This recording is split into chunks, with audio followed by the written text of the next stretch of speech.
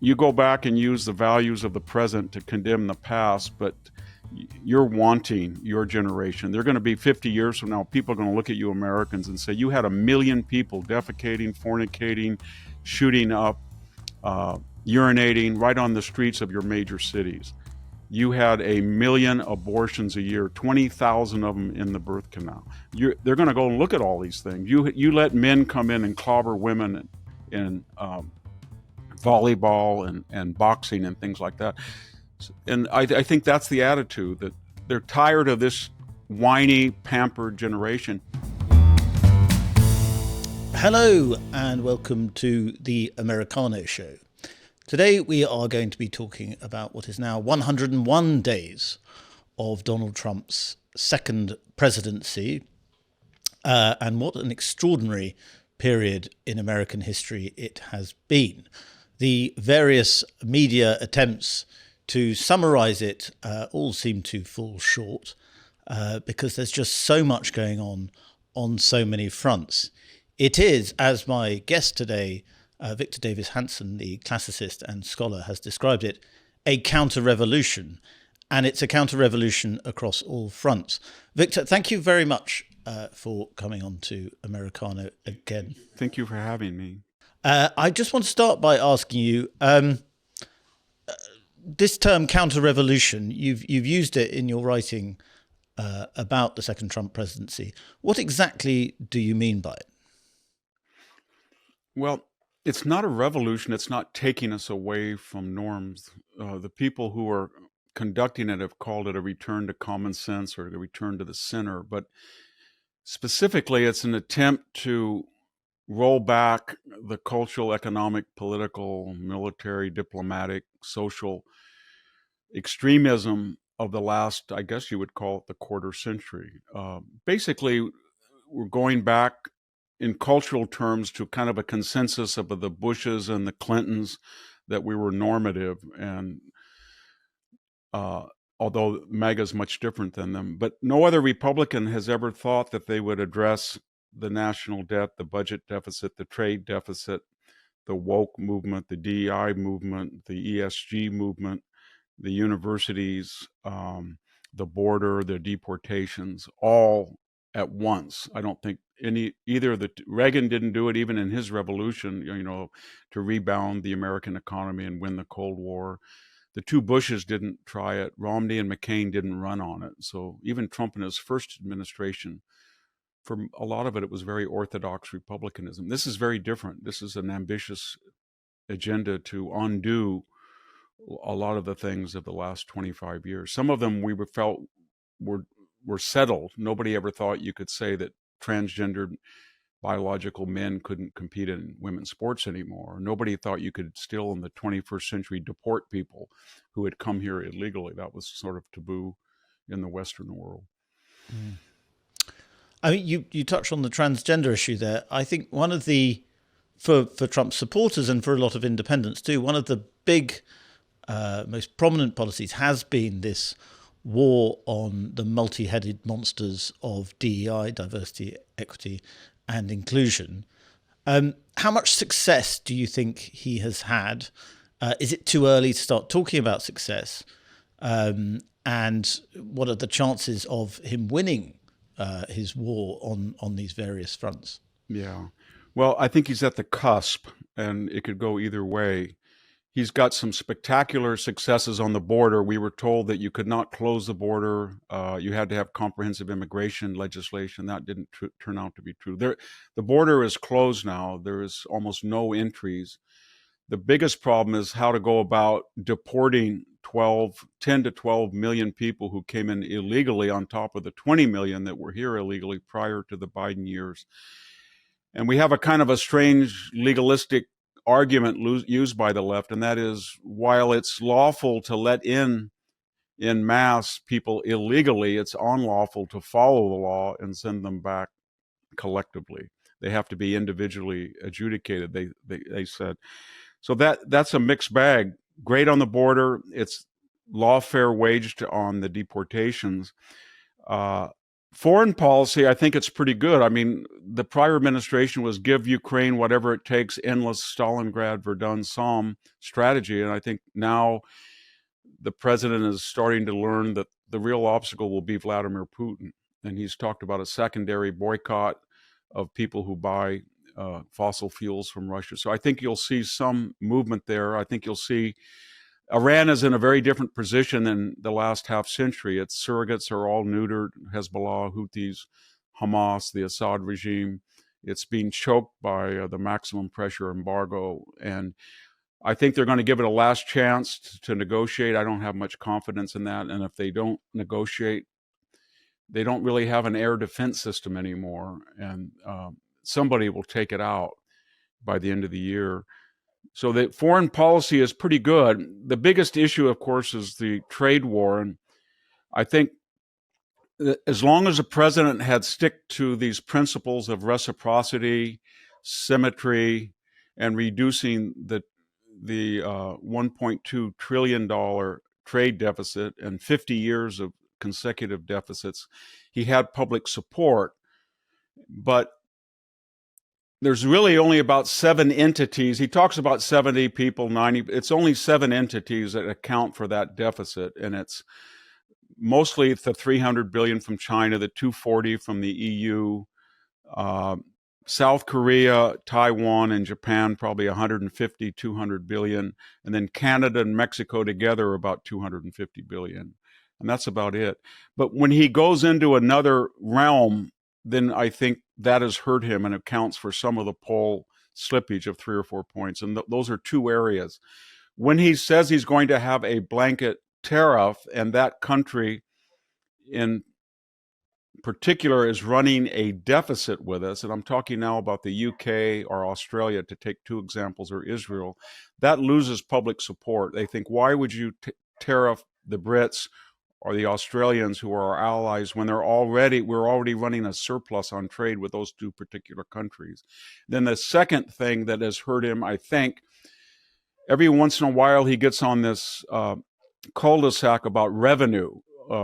Tariffs account for 2% of American federal income of 5.4 trillion. We only get about 70 to 150, depending on the year, billion. But he says if we get a 15% tariff, we could make $1 trillion or $2 trillion over a decade. But you do the math, and it's still only 100 or 200 billion out of 5 trillion.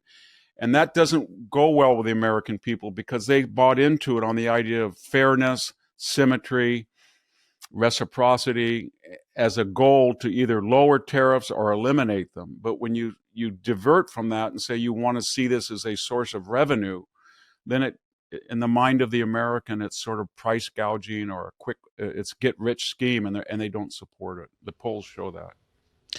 But what Trump seems to be dangling in front of the American people now is a tax cut, perhaps any day soon, that might alleviate, if not entirely offset, a lot of the pain that might come, particularly in the short term, through tariffs. Well, the problem with that is, I think, and I support the president, but 40% of American households do not pay income tax now. They actually get, most of them get a credit. As far as the tax cut for tips, a lot of studies have showed 50% of the people who get tips don't report it anyway, because it's easy not to report. So we don't know how big that will be.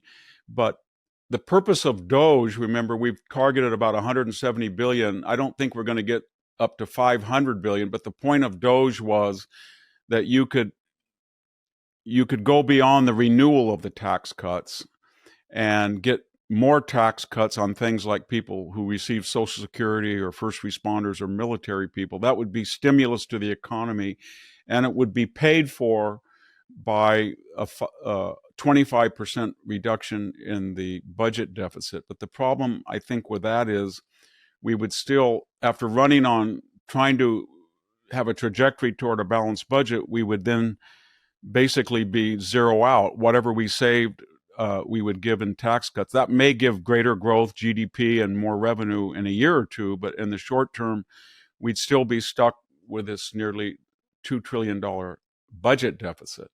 So I think a lot of people think, well, we'll just renew the tax cuts. That's good enough. Just make sure we renew them, and then let Doge cut, and let's see if we can get that 1.9, 2 point, whatever it is, budget deficit down to 300 or 400 billion or four. And so I think what I'm getting at is that slippage is not just the Wall Street hysteria, but it's mixed signals on revenue and tariffs, and it's mixed signals on whether you're a physical hawk and you want to balance the budget, or whether you want to be a supply sider and take a temporary larger deficit in the hopes of getting more expansive growth and future greater revenue. It seems to me, looking at these first 14 weeks, that the first 7 weeks were this sort of dazzling, dizzying onslaught of executive actions. And a lot of it was quite exhilarating, not just for Trump fans, but for independents and outside observers as well. But the second 7 weeks, I think, have been trickier. And I think a key moment, even though I don't actually think SignalGate was itself as significant a story as a lot of its critics wanted it to be, the fact that an Atlantic journalist, a hostile Atlantic journalist, was included on this text group chat with the top national security team was a major boo-boo, cock-up, whatever you want to call it. And it rather cut away from this sort of image that the Trump administration up until that point had managed to project, which was quite a slick, high-energy, relentless administration. Do you think, obviously after that came tariffs, and that was caused more confusion and chaos and has been a difficult period. I think a fair-minded observer would say it's been a difficult issue for the administration. But do you think, am I overreading into SignalGate by seeing it as I think you might be a little bit. I think it's sort of T.S. Eliot's dream and the reality. So as long as this was figurative and you were talking about these, I mean, Elon Musk was on the stage with a chainsaw laughing about cutting $1 trillion. Everybody loved that. And everybody loved the idea that we're going to get even with the Chinese and we're going to get down to zero tariffs. But once you start implementing that and the American media fixates on individuals. So you start to lay off people, and then the network news is saturated with a woman who gets on and says, I work for 30 years. I'm a hard worker. I have 3 children. I'm supporting my grandchildren. And then I've lost my job. And Donald Trump did this to me. And then the next person says, well, I am here illegally, but I've been here 10 years. I'm not on social services. I have a child with paralysis, and now I have to go back to Oaxaca, Mexico. And that was saturated, and that hurt him. And I think a lot of us expected it. I will say that when you look, there's been a lot of writing in the last 48 hours in the United States. These polls that have him down 10 or 8 are really, if you look at Ipsos or the New York Times poll or the Washington Post, when you look at the breakdown of Trump voters, the Trump voters were almost 50% of the electorate versus 48.5% of Harris. But when you see they are only being polled at 1/3, and then of the sampling, and then more importantly, when I see an NPR poll, I remember the last day of the election, the day of the election, they had Harris winning by 4. Washington Post had Harris winning the swing states. New York Times had her up by 3. And so those polls, I think, have to be diminished a little bit. So it's more likely that Trump is polling somewhere around 45 to 46% approval, not 40. It makes some difference. But the other thing that's hurt him is the Wall Street hysteria. And that, I think, is starting to rebound now, in the sense that 50% of all Americans only have 1% of the market capitalization at Wall Street. 10% own 93% of the stock value. So when you talk to most Americans about the stock market, they don't know what you're talking about. They may have 401ks. The 40% have 401ks, but still, it's only 7 or 8% of the value. So what they're worried about is inflation, jobs, the price of gas, and that helps Trump.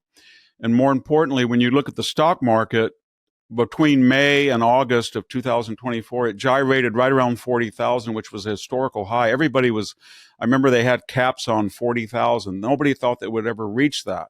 So what we're talking really is it's about 41 now. So we're talking about it spiked right after Trump was elected to 44. Now it's back to right before the election, basically, a little bit earlier. And so a lot of people think, well, wait a minute.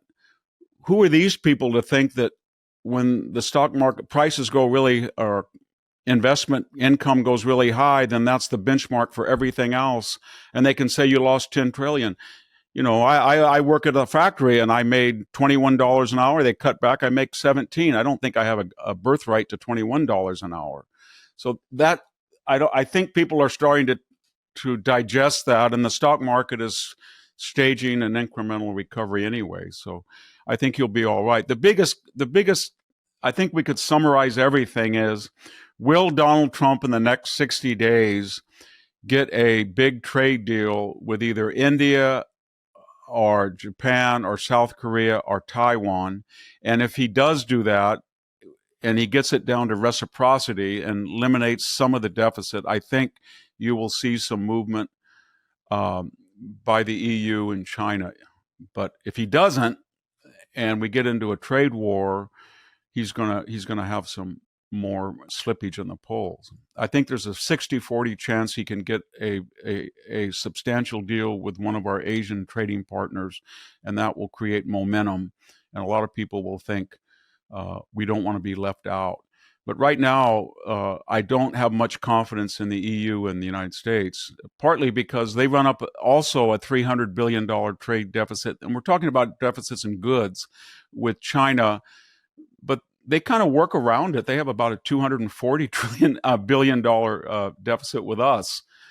As one European told me, we're not really too worried about China because they have surpluses with us, and we then turn around and have a big surplus with you. And if they cancel 50 737 MAX, we would be forced to sell them some of our Airbuses. So, and they don't like, I think they despise Donald Trump every much as the American left. So I think they channel off the American left, and the American left is telling them, I think Jeremy Raskin was very explicit. He said, any government that does business with Donald Trump will have consequences when we come back into power. Now, he was talking specifically about El Salvador, but I think it was meant to warn everybody else.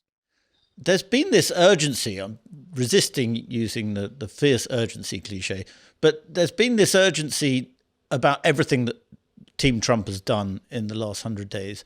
And the way officials talk is very much that if we don't get it done in these 100 days or in this very early phase of the Trump administration, there's still supposed to be there is 1,000 days or so left, then we won't get it done at all. And that is really about the fear of the midterms. This is just a recurring theme in all American presidencies, isn't it? That this first chapter is everything. And if an administration doesn't make huge strides in these first days, then it's not quite a dead duck, but it's not going to make strides further on. Yeah, and I think it's specifically true of a lame duck president that will not be coming back. Despite the talk of a third term, he's not coming back. So I think they're also channeling the FDR New Deal 100 days of 1933. They're looking at the 100 days of the massive Reagan tax cuts.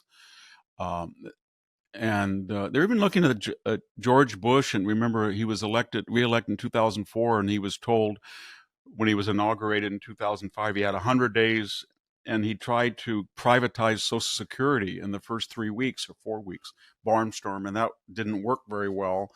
And then the Iraq War kind of undid him. Yeah, I think that's the idea. They have to do it quick, because they understand that such a massive counter-revolution, it's going to affect so many people and shock them. They're going to get a they hope temporary decline in the polls.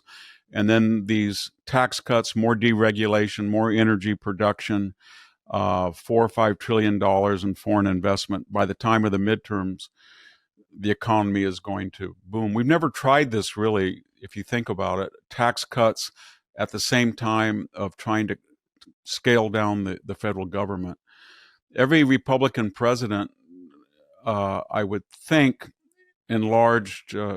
I don't think they quite doubled it, but they almost did. Ronald Reagan, George H.W. Bush, and George W. They set the precedent, in other words, for Obama and Biden, because they had no fiscal discipline. And it was like musical chairs, that as long as the music was going, you didn't worry about having a chair. But when the debt comes due, and we're paying $3 billion a day in interest, then the music stops and you got to do something. And I think every president thought, well, on my watch, the music will keep going and I won't be caught. And then I think Trump said, they despise me. I'm never going to win over the media, the left, the Democrat, but I'm going to go down as a substantial president and go for broke. And that's the attitude that I gather from them.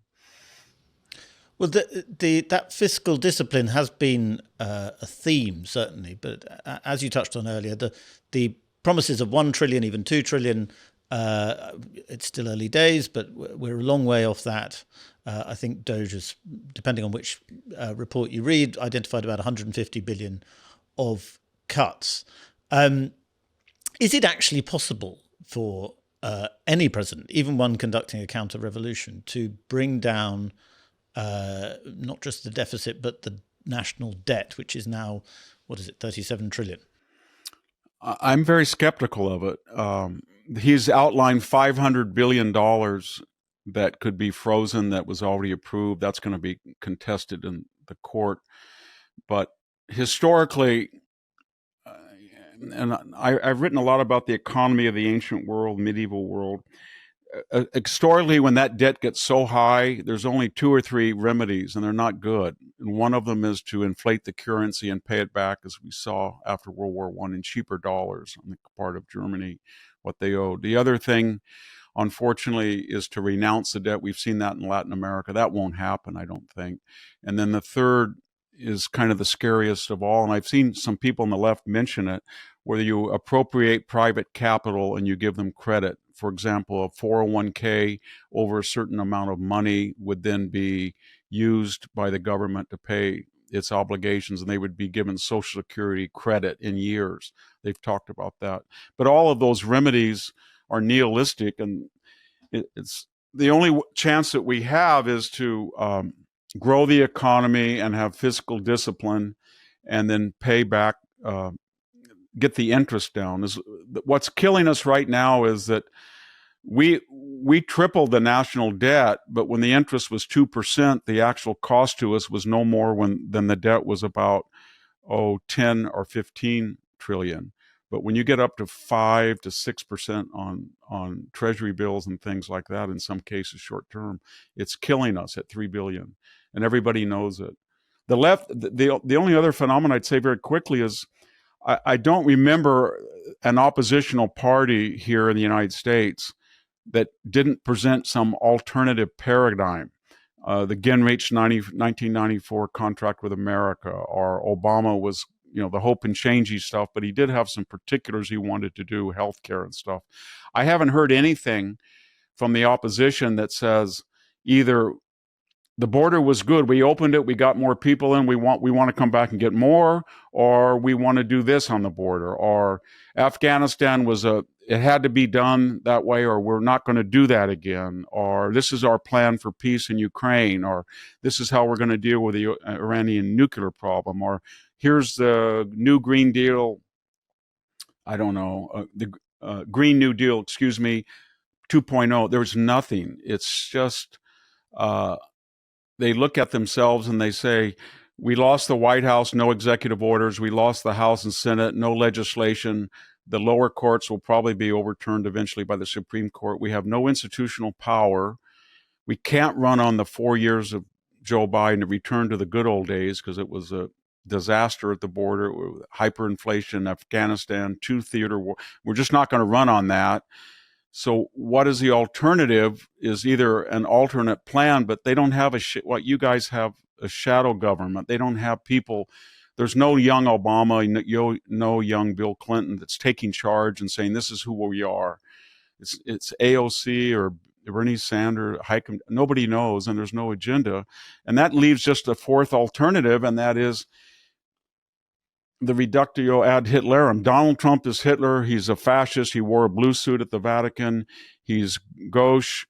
His wife whispered in his ear something. It's every single day to bring him down. It's almost like a suicide bomber. And now they're using the F word in videos, the SHIT word in videos. They're doing kickbot 25-hour filibusters, storming Republican town halls, vandalizing Teslas. Governor Pritzker said he was going to be a disruptor and disrupt everything. So and the idea is that we don't have any positive thing, but we're going to make it so chaotic that the American people will get in a fetal position, put their hands over their ears and scream, make it all go away. I can't take it anymore. And we don't care who caused it, but Donald Trump's president. And they're getting emboldened because they see the polls working in their way a little bit. You mentioned the swearing, and you've written about this too, that the vulgarity of the Democrats, while they call Donald Trump vulgar over and over again, and undoubtedly there are vulgar elements to Trump, but it's quite hypocritical now on the part of the Democrats, who are adopting this very coarse style to public discourse. I think it offends the sensibilities of a lot of people. That's part of it. Is it's reflective of a coarseness of our popular culture. When you see, I do podcasts 4 times a week, and we have kind of a rule that we won't use any profanity or vulgarity on this. And if somebody says hell, we get we get letters coming in and say, please don't use that term. So I try to use heck sometime. But the point I'm making is that the podcast, somehow in the last 5 or 10 years, it's entered in the popular vocabulary, this SHIT, FUC. And they even have as you say, I mean, the Democrats now have this UN-FUCK campaign on F. And these are not just podcasters or influencers on the internet. They're elected senators and representatives, and it's been mainstream. It's very crude, and I don't think the American people, the majority of them, buy into it. It's just so that's what they're doing. They understand that they're repulsive, but that repulsiveness they think will be Donald Trump will be a collateral damage victim of it, because it'll just make everything. Those people will say, "Oh, I don't know who started this. I can't take it, but I have an idea that Donald Trump is the crudest president we've ever had. Therefore, he must be blamed and get rid of him." Or just that is the strategy, as I understand it. When I was young, we always thought of Americans still, and I think this is a sort of British post-war idea of America, as being optimistic, sunny. Obviously, Reagan tied into that when I was young. And then I think over the last 2 decades, it's fair to say America has become a more gloomy place, a more introspective and depressed place in many ways. But what I've been struck observing the Trump administration from outside is that there do seem to be attempts, and the war on DEI, the counter-revolution against DEI, particularly in academia, which is something you know a lot about, is fostering a sort of renewed hope in the American spirit. And it's something that I think foreigners, I know I do, find quite hard to understand. Can you give us a bit of your insights on that? Or do you think I'm just barking up the wrong tree? I think there's a great backlash that, if I could sum it up in an abstraction, that people are tired of this war on the American past, on past dead Americans at Iwo Jima, D-Day, in a B-17, at this, at Bellawood or at Gettysburg. They're just tired of they're tired of seeing 10, 15 million people trying to crowd in here and then being told it's a horrible place and the founding date has to be changed. So this counter-revolution, actually, the most interesting for me about it is, if you look at the National Endowment for Humanities or the National Endowment for Art, or the people who are being considered, it's a return to classical architecture. And people will say, the FBI building is ugly. Why do we always like the Treasury building, the Supreme Court? Because it's neoclassical. Or they will say, we're going to restore Columbus Day. We don't care. He discovered America. That was an enormous heroic feat on his part. So it's an attempt to recapture our past, our tradition, our values in art and music. And for the 250th anniversary, they're trying to have videos about great battles in America and the heroic. So there's a sense that we don't have to be apologetic anymore. We don't have to be perfect. We just have to be good. We're better than the alternative, and we're going to restore that. And that sense, and that appeals to a lot of people because they have family and grandparents, and when I hear every day, and I'm in academia for 50 years, a toxic masculinity, white racism, we're still hearing that all the time from the DE people. And I understand there was segregation in the South and all that, but I always think of, well, I'm named after Victor Hanson that died at Sugarloaf Hill. He was just a farmer, a kid, 21 years old. He didn't bother anybody. He was 6'3", Swedish immigrant family. And he went all the way over to Iwo Jima and fought for 19 days in hell and got killed. Or I think of my father, who grew up on the same farm with him, and he never bothered anybody. We were in the Northern California with there was no segregation. My mother fought to make sure the Japanese, she was a lawyer, did not get displaced. She was only 21. And then they sent him on a B-29, 45 missions over Tokyo. And he was never the same when I grew up after that.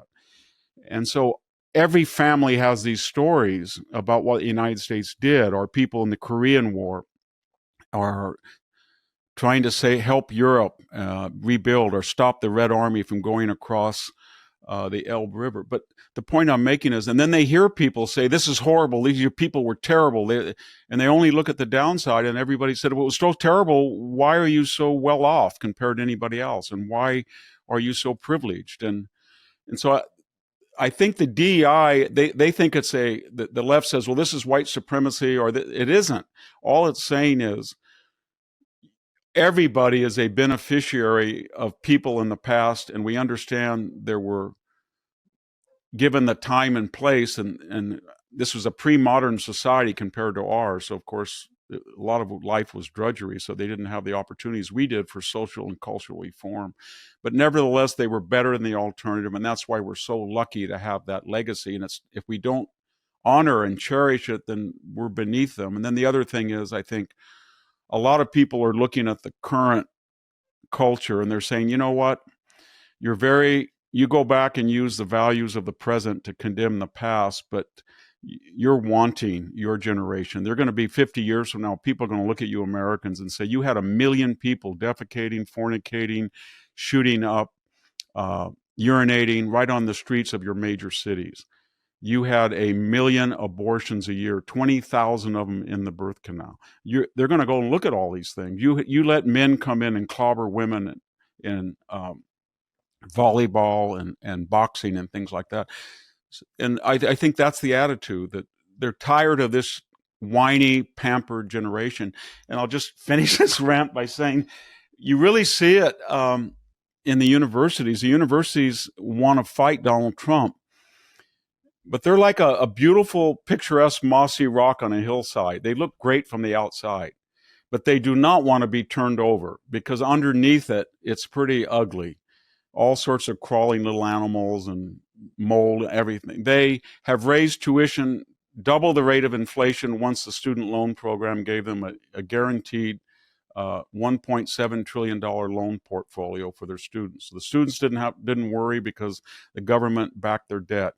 They have charged the federal government anywhere from 40 to 60% surcharges on individual grants, when the going rate for a private foundation was 15%.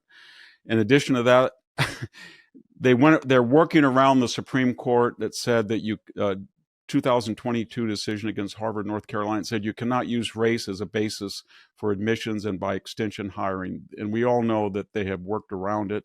They have received $60 billion in the last 30 years from illiberal regimes. And just this year, 500 million from communist China, or 2024, and Qatar. And now we learn that they were partnering with institutions in China, Harvard was, that may or may not have been helping to suppress the Uyghurs. So I could go on and on and on. Separate graduations predicated on race, theme houses that are not themed but racially segregated.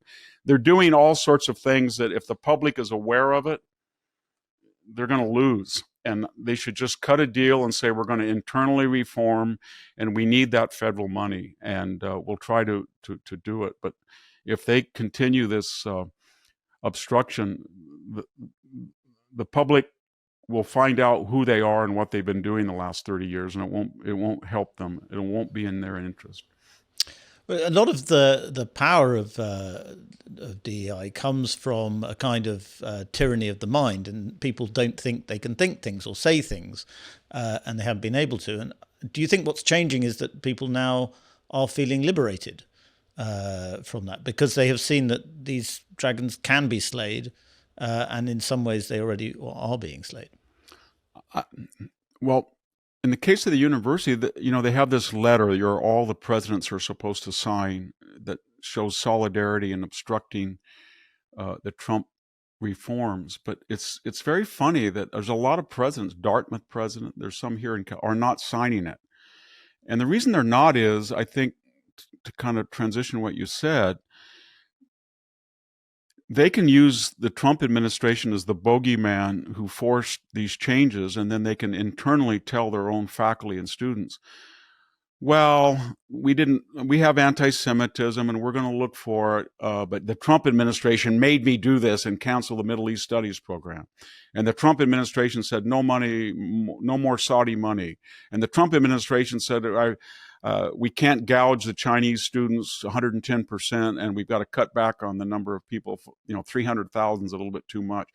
We didn't want any of this, but you can't fight them. And so, I think they feel that they had lost control of their faculty and students at places like Columbia, Princeton, Yale, and they didn't know how, you can't wear a mask. We would let you do it, but they don't want you guys masked at this. And you know what? The Trump administration said, if you go into Columbia and you trash a room and you bully two janitors, or at Stanford, if you ransack the president's office, or you destroy the sandstone columns and you spray paint them, we're just forced to file charges. We don't want to, but they said if we don't enforce criminal law on our campus, we're not going to get federal money. And so I think that's going on. They don't want to admit that, but from my observation at Stanford, that seems to be what they're really doing. You talked about neoclassical architecture, and a lot of academics, historians, intellectuals and so on like to compare the American story with the story of Rome. Obviously, this is your absolute area of expertise, so I'm well aware I don't know what I'm talking about. But if you were to put America right now on a sort of Roman chart, where in the experience of the Roman Republic would you put it? Well, I just had a debate with my colleague, Neil Ferguson, at a Hoover retreat about that question. And he made the argument, and I want to be fair to him, that Trump was an Augustan figure, an Octavian, and we were at the end of the Republic, and that he was accumulating power. But I politely disagreed, because if you look at extra legality, it was the lawfare that was waged against him, or it was the effort to get him off the ballot, or it was the raid on his home, or it's these lower court judges that are trying to say they have national jurisdiction beyond their region just to wage a lawfare. But what I'm getting at is we have both sides doing this, but unlike Rome, we have an actual tripart government in the Republic. What killed the Republic was the tribunal courts were weak, and there was a Senate, but the tribal councils were weak. There was no bicameral system.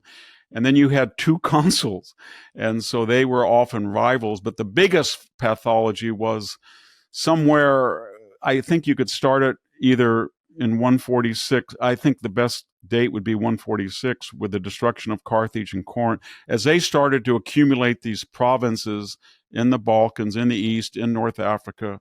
They were wealthier than Italy in terms of natural resources, population, and these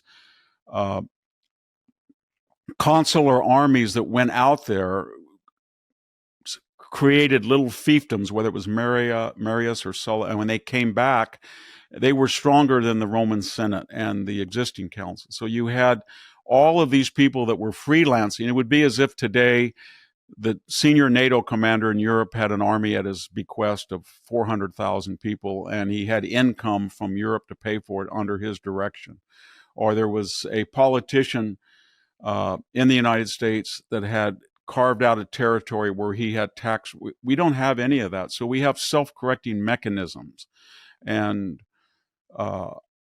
what's different right now is, and I think it's more specific to Donald Trump, we have never had any president without any political experience or military experience become, and we had Eisenhower and people, but we've never had anybody from the private sector who has come in here. And then we've never had anybody that I can remember that offended the establishment of both parties. Donald Trump's first administration, there were active cabinet members, Rex Tillerson, James Mattis, Bill Barr at times, H.R. Good people, but they tried to either stop what he was trying to do or tried to reinterpret what he was trying to do. So we've never seen this level of opposition. And then more importantly, we've never seen a chief executive kind of been a tribune of the people. He talks like the average person, and his taste. We've never had a president that would want to be seen on TV in a garbage truck, or working at McDonald's, or eating a McDonald's burger, or going after Rosie O'Donnell, or saying that Adam Schiff is now no longer pencil neck but watermelon head. That are going. The iconic scene for me is going into Madison Square Garden. It looked like a menagerie. He came in there. He had on one side Speaker Johnson. He had Joe Rogan. He had Dana White. He had Kid Rock, Hulk Hogan, and Robert F. Kennedy. No one would ever have that assemblage around him, that entourage.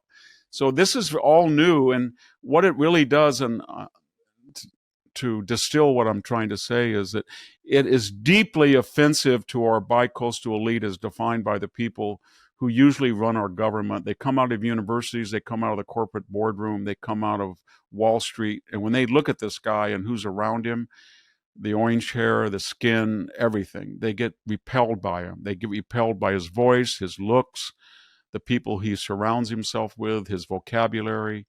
And I think we underestimate that.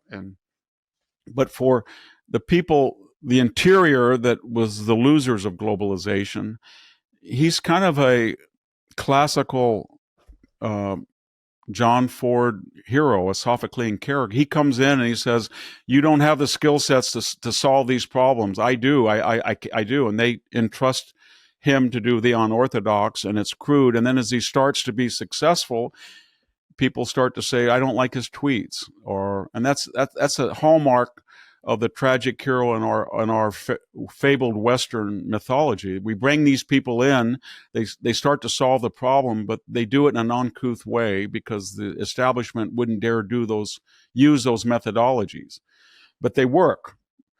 And I think the Republicans had got to a frame of mind where they would rather play by the Marquis of Queensberry rules and lose nobly under Romney or McCain than win ugly under Trump.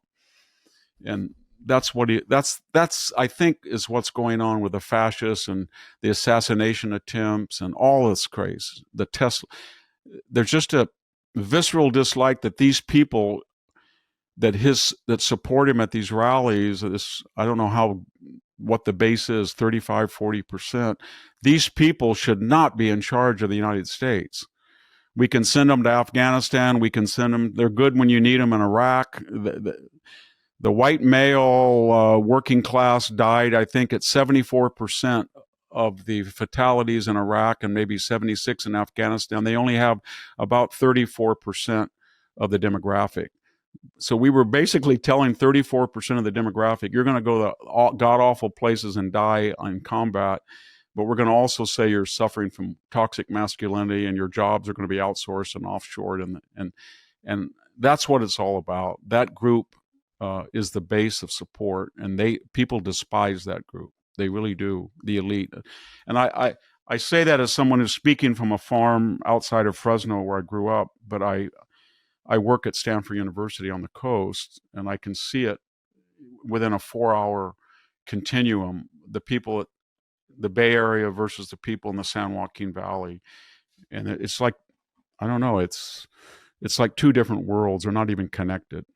That sort of poisonous snobbery that you're describing among the elites, it's something in Britain we might associate with the decline of the British Empire.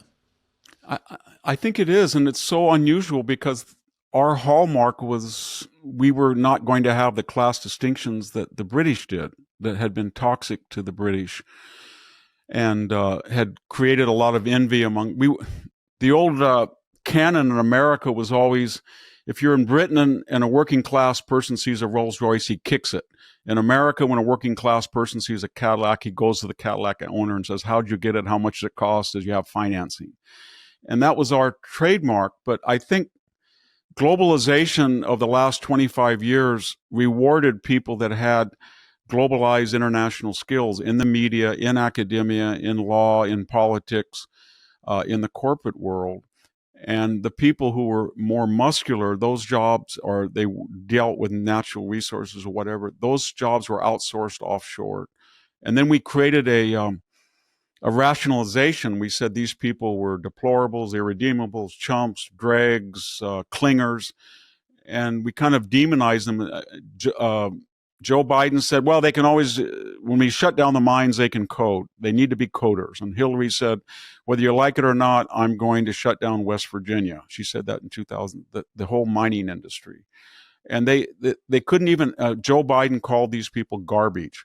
And so there was a sense of that they were the losers and they didn't really know how to deal with the world. And I guess they lacked the culture of the elite, and they lacked the romance of the subsidized poor and minorities. They just didn't have anything going for them. And so they were demonized as losers. And Trump said to them, I am your revenge, I suppose. Retribution. Victor Davis Hanson, it's always absolutely fascinating to talk to you. Thank you very much for coming on again. And I do thank you for having me. I do hope we'll get you on again soon. All the best. Thank you. Thank you.